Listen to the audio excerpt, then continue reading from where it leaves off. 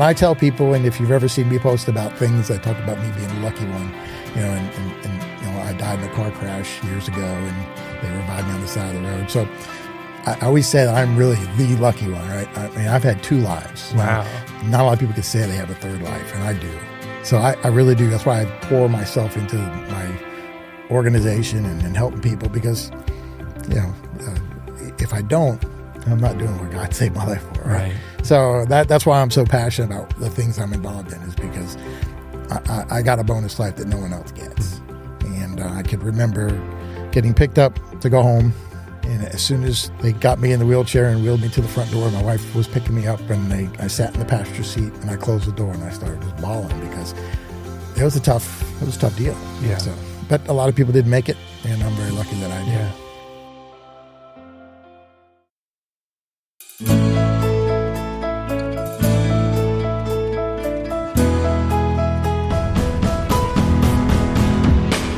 From Fiore Communications, it's How I Got Here, a show of inspiring stories from Tallahassee area leaders, business owners, and neighbors, all the challenges, opportunities, inspirations, the twists and turns of life that led them to where they are today. Everyone has a story worth telling, and I am really grateful that we get to bring a few of them to you. I truly have been changed by my conversations with these amazing people, and I'm confident you will be too. I'm Dave Fiore, and in this episode, I speak with Bill Schack, founder of Inclusion Café and Academy, a nonprofit dedicated to empowering people with intellectual disabilities through job and life skills training. Bill grew up in New Jersey, where early responsibility and exposure to both hard work and opportunity helped form his values. After coming to Florida State University, he built a 20-year career in the restaurant industry, opening stores, leading teams, and learning how to motivate and care for people. Along the way, Bill became deeply involved in this community, helping build and lead the food program at the Kearney Center, serving hundreds of meals a day to people experiencing homelessness. Following a life-threatening battle with COVID, Bill returned to his work with a renewed sense of purpose that included serving as a chef with Social Kitchen. He has run for public office, was a longtime Special Olympics volunteer, and has been named Regional High School Golf Coach of the Year. Bill brings the heart of a servant leader and mentor with the vision to create opportunity and belonging for others. A quick note, Bill has started a new job between the time we recorded this episode and its release date. He has joined the team at the newly opened Flying Biscuit Cafe. We started our conversation talking about growing up in New Jersey. Well, it was very interesting. My dad worked in New York City, and he did a park and ride and parked his car and then got on the bus to go to New York City. We were about 15 minutes from New York City where we lived. And my mom was a stay-at-home mom. She didn't work. And my dad was very successful. He worked in the diamond business. He retired when he was 36 years old. Wow. And dabbled in the stock market, owned a few businesses, and he did very well for himself. And we didn't miss anything. As a kid growing up, we were, I don't want to say spoiled, but we had what we needed to have. And but as a very young child, my parents were very poor. My dad worked 3 jobs. My mom didn't work. We had 5 kids, and I had a twin sister. We were the youngest. And we lived over a music store across from the Armory in Bergenfield, New Jersey, 1 2-bedroom apartment kind of thing. And all the kids slept in one room. I could remember having cereal with water because we didn't have any milk. And a lot of us come from places like that, but we don't announce it. We don't tell people it's where we come from, but it's never something that I use myself as, hey, I came from this. That's why I'm passionate about this. It's not, I don't use it as that. But if someone asks me the question, I will certainly let them know that, hey, I come from some pretty humble beginnings as well. But then my father was very successful. And then he became not so successful because he got involved in some stuff that made him die not very wealthy. So he went through some pretty bad transitions in his life. But he taught me work ethic. He taught me some really great things about being a father. And, he did what he had to do, worked 3 jobs at one time to support his family. And I still think about him a lot since he's passed away. Yeah. Sounds like you got to experience the whole gamut there as far as struggling, having a lot, and what difference that makes in your lifestyle and everything. Yeah. I got to go to college, where my older brothers and sisters didn't go to college because my dad didn't have the finances to do that. And my sister and I, the youngest, we had the opportunity to go to school and go to Florida State, and and I got a chance to graduate and be the only kid out of 5 to graduate college. So, okay. How did you end up at Florida State in Tallahassee? Well, it's an interesting story. I love the game of golf, and I was a golfer in high school. I was all county in high school, and I wanted to play golf for a college. And I got an offer in North Carolina to a smaller school, but I wanted to go to Ohio State, where Jack Nicklaus went, or Florida State. And those are the schools that I applied for, and I got into Florida State. And when I got to Florida State, I went and talked to Don Veller, who was the coach at the time that the course was named after. And he said, I was a 6 handicap coming from New Jersey. And he basically said, "You're not good enough, son." And at that time, Florida State had, I think, Paul Azinger, Kenny Knox, Jeff Sluman, people who became, Hall of Famers in golf, right? Yeah. So, and I said, well, can I practice with the team? Can I just walk on? And they didn't do that kind of thing back then. So Florida State's always had a very high bar to make a team, and I wasn't there. But I still love the game of golf, and I still fell in love with Florida State. And I was like, I'm going to go to Florida State anyway. So I came from New Jersey knowing nobody. I was 17 years old when I was a freshman at Florida State. And I came to Florida State with my twin sister. So we both came to Florida State. And it was the rest is history, as they say. So, but I loved my college experience. I, joined a fraternity right away, and still am active in that, every bit of it. Yeah, that's awesome. And you majored in marketing, right? I did. Why? How'd you choose that major? Again, another interesting story. I was a computer science major at first, and I just couldn't pass this one class, calculus 2311, whatever it was. I just couldn't pass it. And I was out of state when I first took it. And it was like a 5-hour class. It was an $800 class, and I failed it 3 times. So the third time I took it, I got a D. And that was good enough to get credit for business calc. So I ended up transferring into the business school. But because of those grades, it's funny, I didn't have the GPA to get into the business school as a marketing major at the time. So I had to become a different major in a business school for 1 semester to build it back up. So I was a fashion merchandising major for 1 semester just because I had to get into the business school. But once I did that, I became a marketing major and graduated with a BS in marketing. So. All right. So was your plan to stay in Tallahassee after you finished school? I don't know if I had a plan. I mean, I didn't have a job that took me there, but I worked at Applebee's as a server when I was my last year of college.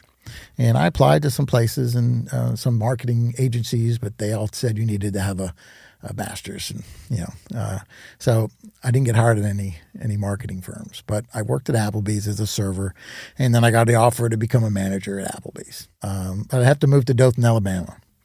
So I moved to Dothan, Alabama, and opened a restaurant there. At the time, nothing was there. You go to Dothan now, every restaurant's there. Right. We were the first one to go there.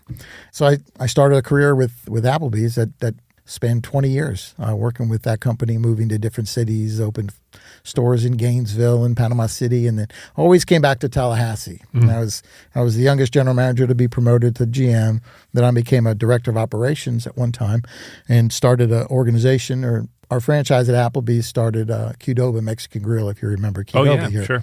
So I opened up all those restaurants here in Tallahassee, and then we sold Qdoba back to corporate or whatever, and they ended up closing all those stores. Mm-hmm. But it was a great experience, obviously. I mean, I still use it to this day. So my restaurant experience is really strong, and now I work as a chef at Social Catering. So what did you like about that industry when you started, moving up? And because that's one thing to be a server as a college job, but to commit to being a general manager, opening stores, and that's probably exciting and kind of fun to start things and move on and start something else. Or what did you like about it? When I was a server, I liked the money. Yeah, the money was good, and then I would joke around with the district manager when he'd come into town. I'd say, "When you need me the offer, I can't refuse." Right. But what's great about the restaurant business is every day is different. There's no 2 days that are exactly alike. They're all different. And if you have a personality, you can really succeed. And I'd like to think I have a really good personality, and I'm very out there and outgoing, and I'd like to have fun. So I think working in a restaurant was a lot of fun. Every day to me was a blast. I don't take myself too seriously when I was working, but I knew you had to do the job. And then when I got into management, I was the same way. I'm a player's coach kind of guy. I'm not a pound the table, say do it my way or the highway. I'm a grab the towel and go, come on, let's go wipe this table down and get it ready for the next person. I'm the guy who works on the grill on Friday night with the cooks, busting out steaks, right, for 2 hours, so they know that I'm working with them. And I'm not just going, come on, hurry up, let's go. So I'd like to think that industry grew me into who I am today. I'm really just I understand that the people around you made you successful. You don't have to do all of it. You don't have to do all the work. You have a good team with you. You'll be able to succeed. But they got to love, they got to respect you and love you. And I think if you work hard, they're going to respect you as a manager. So I've had a very long career as a successful manager. Yeah. What did you learn during that time about working with people who may not have been as motivated as you were? They just saw it as a job, but you had a certain standard, I'm sure, of the way customers should be treated and the whole experience. So what did you learn about motivating those people to do the kind of job you wanted them to do? Well, I think one of the things that I prided myself on was, a lot of restaurants have these little surveys, and, managers get graded on how well their surveys are. So I would use those as the barometer for my restaurants when I went into them. I kind of got known for taking over restaurants that were struggling and making them successful. And the way I did that was first, I had a meeting right away. As soon as I joined a new restaurant, I'd have a meeting and kind of set the table of who I am. And, if at that meeting someone showed up late, they wouldn't be working there the next day, and everybody would know why that person wasn't working there. But that was the standard I set right away. And I think once you do that, people understand. But then once you work with them, and I'm the kind of guy that, if you went home sick or your mother passed away or a relative, the next day you come into work, the first thing out of my mouth would be, how's your family? Nothing to do with work. You're a person at that time, right? So, and it was always like that. How you feeling today? I know you went home sick last week or whatever, or you went home for the holidays. How was your trip? I think those things, when you make people, they're not just employees or numbers. They're actually people, and that's how I treated people during my career. And I think that's what, to this day, with Facebook, I still have many, many, many friends who, and people who worked with me that I still talk to this day, and some of them have reminded me that I was a really good boss. So it's nice to hear those things. That's great. All right, so after, 20-something years that you did that? I'm still in it. Yeah. Well, so 20 years as a manager, right? General manager of that. Okay. Yeah. Then you changed gears a little bit and became the food director for a state agency. Right. I worked for the company that was over all the cafeterias in some of the state buildings. Right. So I got that bulk cooking experience, cooking for 100 people, 200 people, getting ready for that. And, what was that like? It was almost like I never realized restaurant jobs could be like this, because I was off on weekends, I was off on holidays. You weren't there late at night. Exactly. So, I wasn't working till 2 in the morning, 3 in the morning. It was at the time I was with Applebee's, we were open till 2 a.m. And we were the only place open till 2 a.m. So all the other restaurants, all their servers and employees would come to our place to have drinks after work, right? So that's where the money was so good, because it was servers tipping you. Right. But here I was working for a company that was Monday through Friday during the day. I was done by 3 o'clock. I had weekends off, holidays off. I was like, wow, I didn't know a job like this existed. And then that's where I got the experience to cook for 100, 200 people. And that's where the next phase came in of how I did the homeless shelter. Yeah, I went to the Kearney Center. So tell me about that move. What motivated that? How did you get connected, and how did you end up there? Well, when I was with my restaurant career, I was always doing volunteer stuff. I was always involved in things. I was doing pancake breakfasts for charities at for various nonprofits almost every weekend. I kind of started, I don't want to say I started it, but Applebee's does a lot of pancake breakfasts. I did one of those. I did a pancake breakfast for a nonprofit there once. We were in the back cooking up stuff. And it was great. I had a great time doing that. But that kind of, so I started doing other things. I was involved in lots of boards and joined lots of different things. I was doing Special Olympics. And when the Kearney Center was getting ready to be built, the person who was in charge of finding the person to run the kitchen was Keith Baxter from Cool Beans? Cool Beans. Yeah. So we met and talked. Someone said, hey, I got a guy who's involved in the community, does lots of different things. He's also a restaurant guy. Why don't you interview him? We hit it off right away. We had a great interview. The next week, I had the job. We were planning on, moving, going to the Kearney Center and building that food program. And we built an amazing program doing 900 meals a day when I had left. So it was an amazing, again, didn't realize there was a job like this in the restaurant business, right? Where you could give back to the community, where you could serve people. We can have volunteers. I had 1,000 volunteers a month come in there and work. Yeah, so give kind of a 30,000-foot picture of what that food service meant at the Kearney Center, who you were serving, how often, and what impact that had. Well, we did 3 meals a day. So we did breakfast, lunch, and dinner. I had a calendar of 40 to 50 groups. Church groups, civic groups, businesses that came out and helped serve a meal every single night. So thousands of volunteers that came every month. And we served the people that lived there. People that didn't live there who needed a meal came in. And I think the first month or first 6 months, it was like 170 meals. It turned out to be 900 meals a day. And then, of course, COVID made it even bigger of a struggle. We were doing maybe 600 meals to go. To the hotels that they're all staying at. Right. For I remember. 8 months, a year. That was quite a challenge. And we did that with just myself and 3 other people because we didn't have volunteers anymore during COVID. Right. So we were pulling this off with minimal people and minimal funds. It was quite a challenge. But giving back, I could remember, one gentleman moved out. And before he left, he wanted to come to me and say that I saved his life. He thanked me for saving his life. So that stuck with me.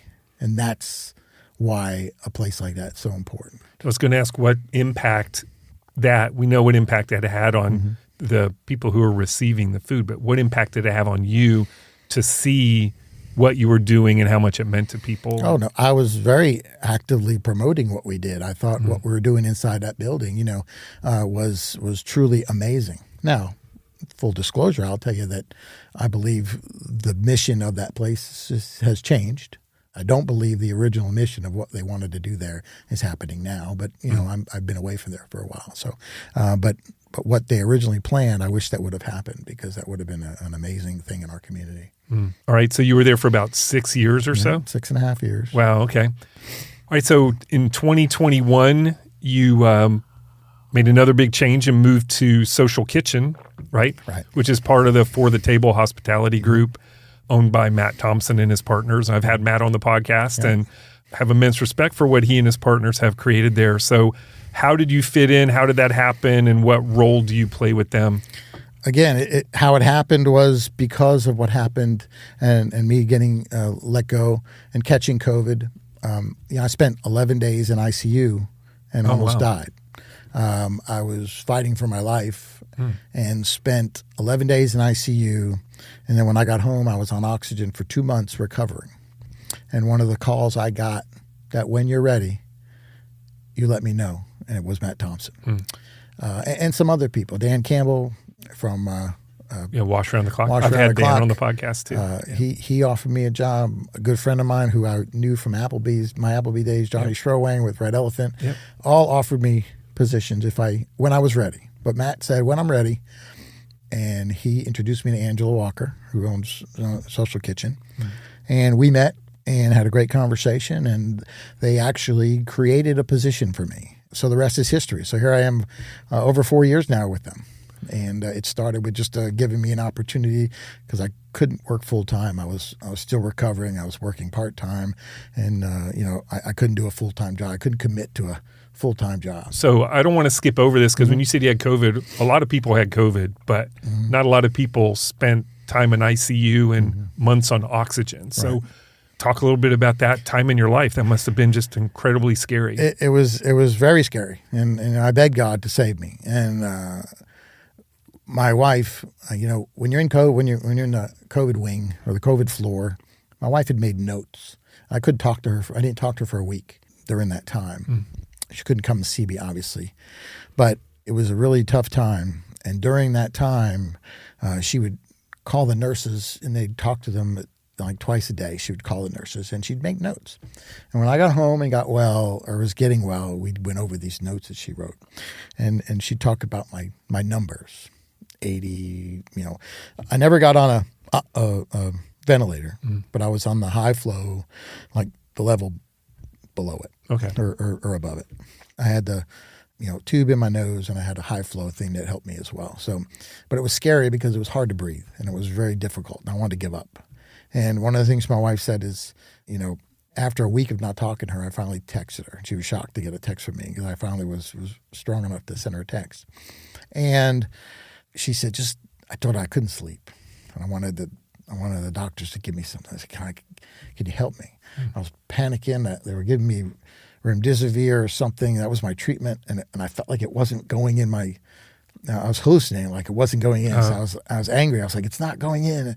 And I can remember that part, but I didn't eat for a week. I mean, I don't even remember eating. It was scary because I brought home oxygen beforehand. Like before I went to the hospital, I'd gone to the hospital because my numbers weren't right. So they gave me oxygen to take home.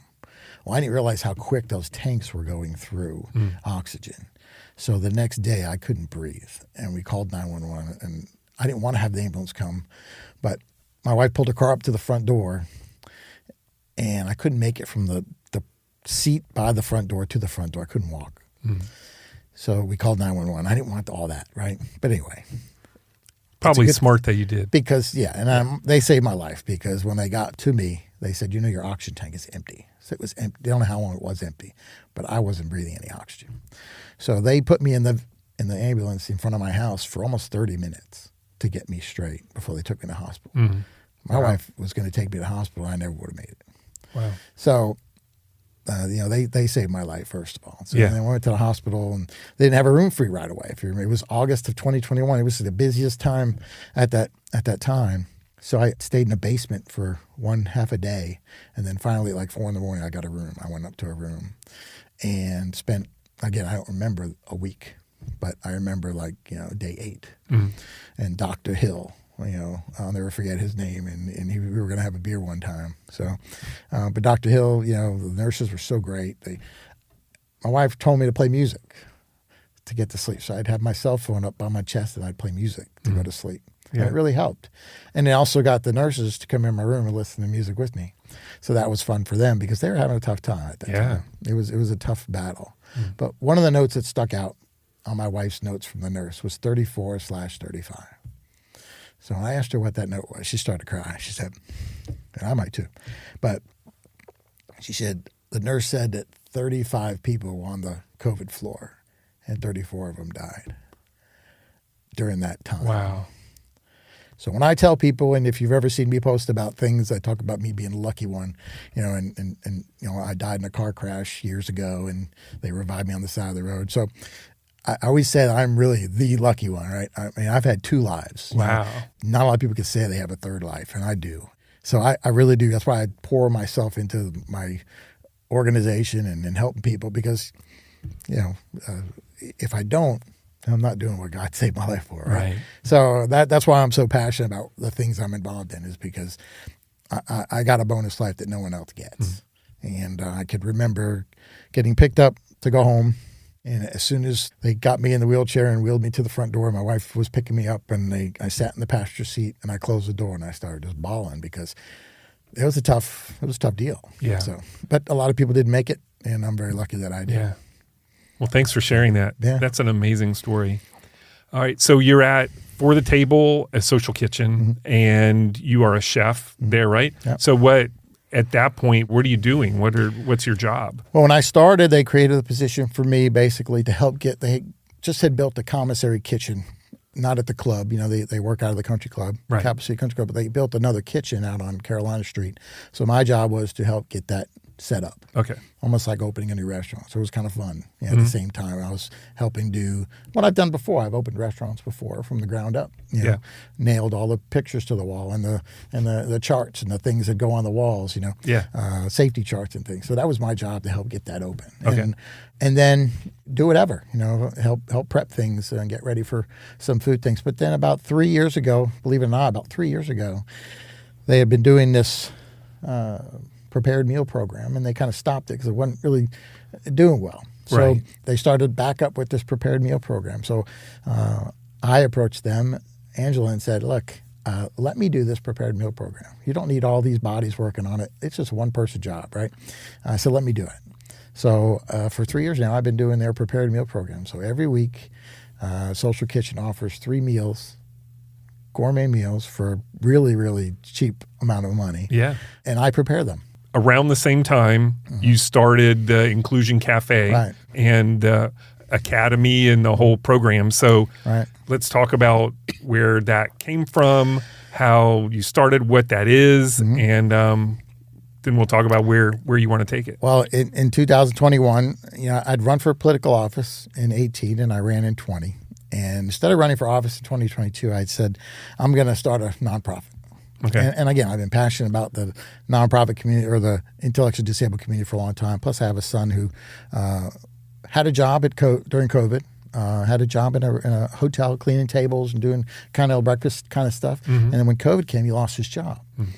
And here it is, 6 years later, he still doesn't have a job. But he wants to work. And I think that was the same story with a lot of people. And a lot of people who have adult children with disabilities, they want to work, they just can't find the employment. And I believe that if you train someone and give them that confidence and that knowledge and that skill, that they're going to go sit in an interview across from a table like this and get that job because of what they know, not because of who they are, right? Not a sympathy hire, but someone who's going to be an asset to them because they know stuff. And that's what's happened. Our program has really done that for people. So Inclusion Café was born. The goal was to open a restaurant, hire people with intellectual disabilities. But the cost of doing something like that is way beyond what a nonprofit can do, our nonprofit at this time. So what we've decided to do is just make our organization strictly a training facility. Okay. We're not going to open a restaurant. That might come privately later on. That's the goal, is maybe in a year or two, I take something private and do something small, cafe, coffee shop, who knows?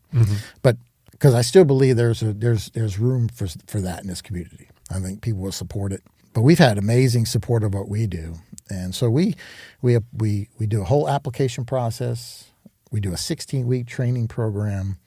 And at the end of 16 weeks, we really feel like we have a group of people who are ready to get employed. Now, again, honestly, I don't believe the business community is really stepping up to hire our people. And again, that fear is warranted. It's something that you have to be concerned about. But I think our people are prepared enough to get that shot. And I call it, our tagline is opportunity served. We want to give them the opportunity. And that's what a business has to do. They got to give someone an opportunity. Our job and our organization doesn't go and beg people to hire our employees. We hope that what we're doing and what they're seeing will get someone to call us and say, who do you got? And that's happened. A couple of people have hired some people. But not all of them are working right now. But parents, some of them don't want them working, but they've learned enough to help themselves at their own home or be a little bit more independent, which, again, is just as important as finding a job. So we're very proud that we definitely do that. We definitely provide that. So how many participants do you have at one time, generally? Well, it depends. I mean, the first cohort, we had 9. And 9 was probably too much. The second cohort, we had 3. 3 was probably too little. So the next cohort, we had 4. Okay. And the next one after that, we've had 4. And we think 4 to 6 is a really good number. And one of the things that our program offers is we have volunteers that come out every week, 4 to 6 volunteers. So we basically have one-on-one training with someone. So they're not lost in a classroom setting. They're not lost in one teacher teaching 20 kids. They're getting individual attention for whatever programs we're doing, whatever lesson we're doing. And we start with the basic. What is a restaurant? What are the roles in a restaurant? Where do you think you fit in? And then we teach, customer service. So it's front of house and back of house, the whole thing? A little bit front of house. Because we don't have a restaurant, right, it's difficult to do front of house stuff. Sure. But we have a great partner in the Salvation Army where we do our classroom training. Okay. And then we have a great partner with Lively to do our kitchen training. Over the past 2 cohorts, we've been there. So it's been an amazing program to be a part of. And we're just getting ready to start our newest cohort and application process. And hopefully we can get 4 to 6 people to join us. And we'll be right back. How I Got Here is sponsored by Barano Heating and Air Conditioning in Tallahassee. I've been friends with Patrick Barano since we met in a chamber leads group about 15 years ago. I'll admit that I pursued him pretty hard to be his marketing firm and eventually won him over. And the reason I wanted to work with him is that I was already a customer and I knew what kind of company he and his father before him had built. He cares about his customers, he cares about his team, and he cares about this community. I've experienced Barano Heating and Air when they installed a complete system replacement a few years ago, and I enjoy peace of mind and same-day service with my Total Comfort Service Agreement. I've also been behind the scenes at their office and seen firsthand the true character of this company. And that's why we're so proud to represent them. To learn more or to schedule an appointment online anytime, visit baranoac.com. They really always will be there for you. And now back to the show. Just give me an example of what they're learning to do. Like, what would be a typical person going through the program? Like, they know how to do what? They'll learn from the first day. We talk about restaurant skills, and then we talk about, what are the roles in a restaurant. Then we talk about customer service. Do you go to a restaurant? What do you think is good customer service? And we'll write on a whiteboard and I want them to be engaged with us. What is it that's good, right? Okay, what are the kinds of food you like? Boom, boom, boom. Look at all these different foods. That's why restaurants exist, right? So you can go to a restaurant and get different items, right? Because what you like might not be what I like, but it's going to be on that menu. And we show them menus and what they look like. And then we have an entire day going over food safety, which is the most important thing. And believe it or not, the most important thing that they remember during the course of the week or after they graduate, if someone asked them, what'd you learn? They'll talk about food safety because we like really bang raw it into meat their head. And that kind of stuff? Exactly. Now, we won't get into our program. We're not going to tell them about salmonella and things like that. We're not going to get into those weeds like that. But we are going to tell them that you have to cook food at a certain temperature to keep it safe. Right. And when you keep it basic like that, they seem to get it. Storing things in the cooler, what the temperatures are, the temperature danger zone, all those things that we know as restaurant people. But so we're very proud that they really do take that part and enjoy, keeping that with them, even at home, using a knife safely, yelling, knife, whatever, keeping stuff clean, not cross-contaminated. Sure. They learn all that. And then a typical day when we're in the kitchen, we have a recipe. We'll have a breakfast day where we'll cook eggs and pancakes and eggs and sausage and eggs 3 different ways, and we'll teach them how to flip it in the pan, have some fun with that. And we'll do fruit salad, we'll do regular salad, we'll do sandwiches. So we partner with like Tasty Pastry to provide bread for us that we use to make our sandwich day. We make hamburgers. We'll do Italian Day is a big one. Pizza Day. We make pizza from scratch. Nice. And this past cohort, we were able to go to an actual pizza oven and cook it in a pizza oven with a group organization that helped us. That's so nice. Those are the kinds of things we're going to start to do with other, those partnerships are very important. So, what does it mean to you when you see the joy of accomplishment or it clicks and they understand something? I'm sure that must be really satisfying. It is. It's because, again, they may not get that opportunity. I can't tell you how many times I've sit from an interview across from someone who's interviewing to be part of our program, and they go, we just can't find the right program. We just can't find something that's going to fit. And I know there's lots of organizations that help the intellectually disabled, but it's amazing to hear some of these families, how they just can't seem to find the right fit of what they're going to do. We could take someone who's very high functioning, and the reason why our program works for them is because they need structure. They need, they're not so busy in their mind. It helps them to kind of calm down a little bit. So we even took someone who was nonverbal in one of our cohorts and got him to improve his life at home, is what his parents said. It's improved his life at home immensely by going through this training program. So that is a win for us as well. Right. It's probably a confidence builder for them. Absolutely. A lot. So yeah, that's great. So what is your next goal with the program? What do you want to do next with it? The next goal is to actually add different training programs. So maybe there's someone out there whose child or adult child's not interested in food. So what we decided to do is add some different trainings. So we're going to do like a 6-week janitorial course.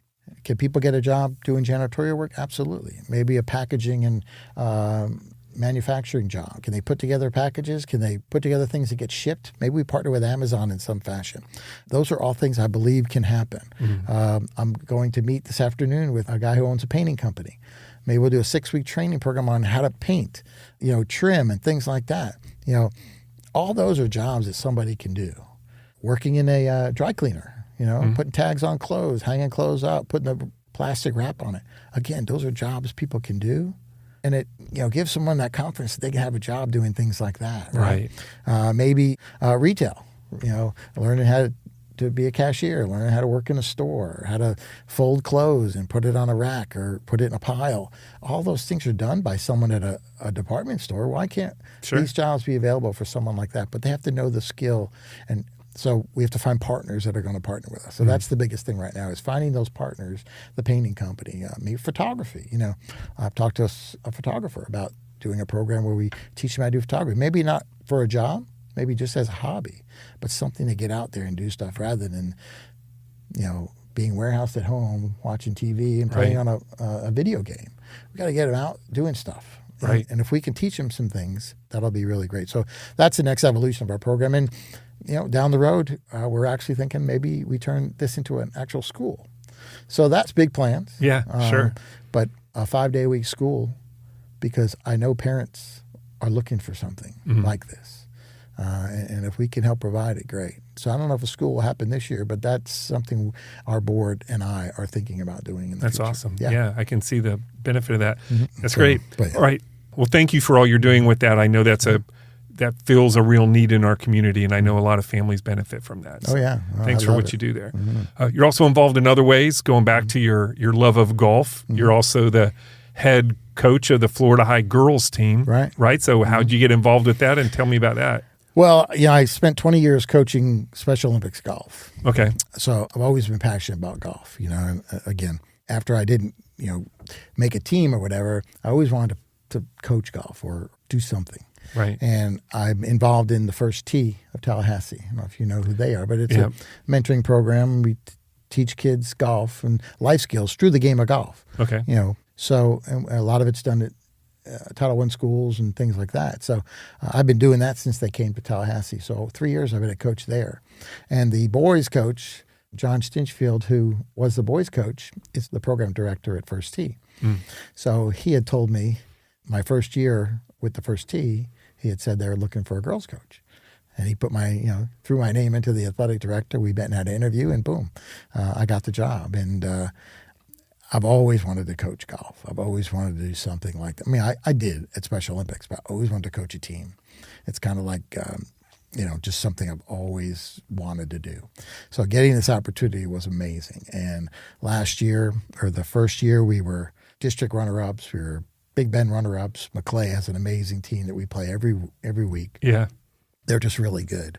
And we had a very young team. Only 2 seniors and lots of 8th graders and even a 6th grader 2 years ago. Yeah.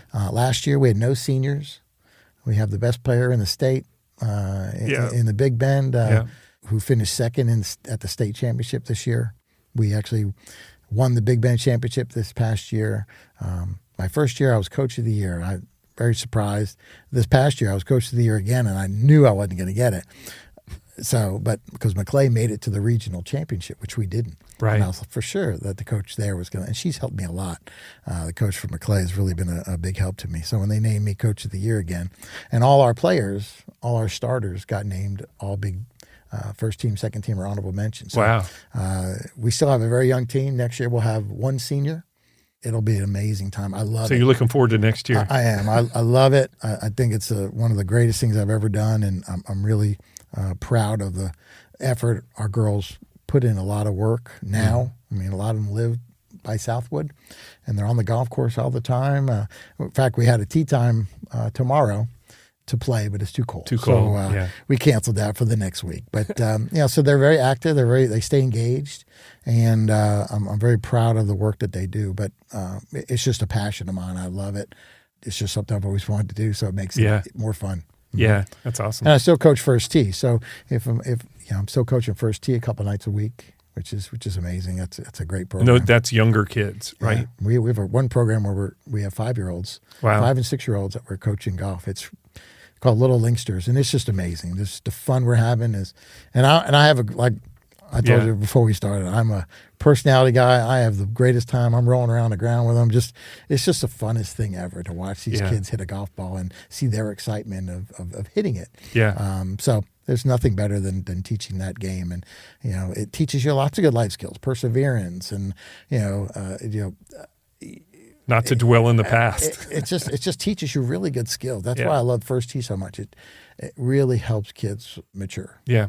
You mentioned running for office, and you ran for city commission. I did. Right? Twice. So what got you interested in politics and wanting to do that? I just want to give back to the community. I really believe that's the way to do it. The next evolution of what I do and all the things I'm involved in was politics. So that's why I wanted to go into politics. And at that time, in 2018, if you remember, it was FBI investigations and headlines in the newspaper. And I was like, there's got to be a better way. There's got to be someone who throws their hat in the ring. And I threw my hat in the ring thinking, this is easy. Sure, people want change, but it's not easy. People don't really want change. And then in 2020, I decided to run again. And again, I was thinking, okay, this commissioner's been there for a long time. So they got to want change. But I got him to a general election. I mean, I got through the primary, but none of the people that ran against him in the primary were going to support me for whatever reason. So did they really want him to leave? They just wanted it for themselves. But so it didn't work. That got me thinking about running again too, because mental health and mental illness in this community is a big deal. Right. And it's something that just gets thrown on a bullet point in somebody's flyer when they're running for office. And you're referring to the time you were at Capital City Country Club and a man committed suicide and you were right in front of you. Yeah. Right? Yeah. Yeah, that was a life-changing moment as well. Yeah. And it could have went so differently. If this gentleman took me out first and then himself, nobody would have an answer to anything. We wouldn't know anything about anything. My wife would not know what happened. There'd be lots of rumors about what happened, but nobody would know. Again, when I tried to get help, it was hard to come by. And as a matter of fact, I had a meeting this morning with someone who runs an organization that helps peer support for people with mental illness. But again, he's a small operation, but all the big players don't want to partner with him. And it's just one of those things where, what are you talking about? We need this in this community. Yeah. Why aren't there more people partnering with other organizations? And just as of this day, they're still not.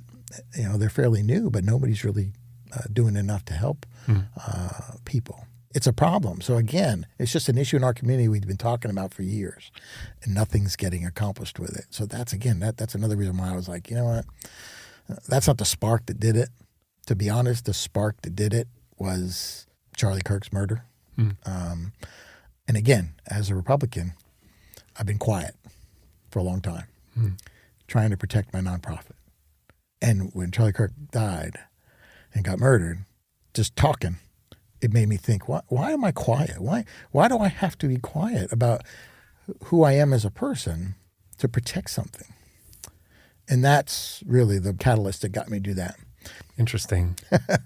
Yeah, that's a lot to think about. All right, so you talked about your wife a few times, but we haven't really dived into her role in this and your partnership and how you met. So your wife is Holly, right? Yep. So tell us about her. She's been through a lot. I mean, she's been through a lot with me.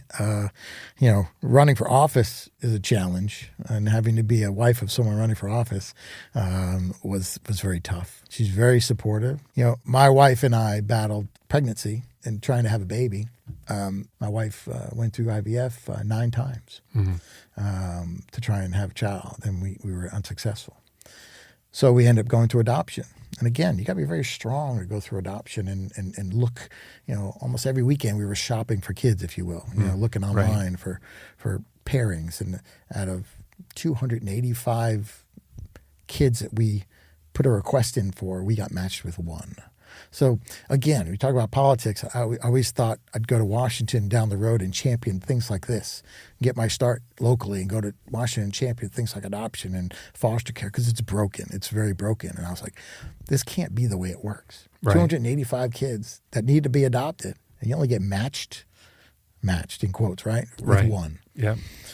But so through that process, having to get shots and stuff, doing IVF and all the false positives. The first time we did IVF, we got a positive, right? And we told everybody, we're pregnant. It was a false positive, right? So then we learned our lesson not to do that. But then 8 more times we weren't successful. And my twin sister I talked about earlier, going to school with her, right? She was a surrogate for us twice, trying to carry a baby for us. And it didn't work. So when we did adoption, that was, again, a 3-year struggle to try and find a baby. But the good news is the Lord works in mysterious ways. So the age of a daughter we adopted was 8. If we were successful in our first attempt at IVF, it would have been the same age as the person we adopted. So here she is, 21. She's doing great. She's at FSU studying. But my wife had to be very strong to a lot of stuff, especially me with COVID and having to battle that and keep my family updated and her family updated and friends updated. She'd be up at like the middle of the night texting, having conversations with friends of my fraternity brothers. People were all checking on me. Right. So she had to really balance that. So she's been really incredible. And she's a paralegal and does great work and, still kept it together while I've been going through lots of different things. Yeah. All right. So Bill, looking back, what is the one thing or person that changed or altered the trajectory of your life to this point? Wow. I would say my dad kind of changed my life a little bit. When he passed away, it was kind of sudden, and we weren't necessarily prepared for that. He was my go-to guy. He's the guy if I wanted to, what kind of TV to get. I'd call him up. Hey, I'm thinking about getting this TV. Oh, I've done some research. Blah blah blah. We'd call on the phone. If Super Bowl happened the next day, I'd call and say, "Did you watch that game? Yeah, I can't believe they did this," or whatever. Or watching Tiger Woods, or he's a big fan of LeBron James and the Miami Heat and all that stuff. I think I'm sad that he didn't get to see me do the things I'm doing. He never got to see Inclusion Café happen. He loved my involvement with people with disabilities and my son, and so he's kind of, I just want him to be proud of what I'm doing. So. I'm sure he would be. All right, final question. The podcast is called How I Got Here. So we've talked about how you got to this point in your life. Yeah. Where do you think here might be for you in 3 to 5 years? To me, if I can't impact 200,000 people in Tallahassee and I can impact 20 people doing what I'm doing at Inclusion Café, changing lives, I'm perfectly fine with that because that's the trajectory where I think our organization can go. We're still impacting people and not just changing those kids' lives, but their families' lives as well. And then if you hire someone, you're probably changing your job or your culture at your job by hiring someone like this. Someone with a disability brings joy to your whole environment, I think. So we just need to create some opportunities. I hope that my next 3 years, I'm creating enough opportunity to really change the workforce in Tallahassee. I think that would be kind of an important thing. And if I'm part of that, change, then I'm going to be perfectly happy with that. Thanks for listening to the show. You can subscribe at Apple Podcast, Spotify, or wherever you get your podcasts. And while you're there, please leave us a review. It really does make a difference. Thanks to my amazing staff at Fiore Communications, who pick up the slack while I'm working on these podcasts, and to Troy Bloom for composing our theme music. You can hear more of Troy's creations on Facebook and Instagram at Troy Bloom Music. To connect with the podcast or suggest a future guest, follow us on social media or email us at podcast@fiorecommunications.com.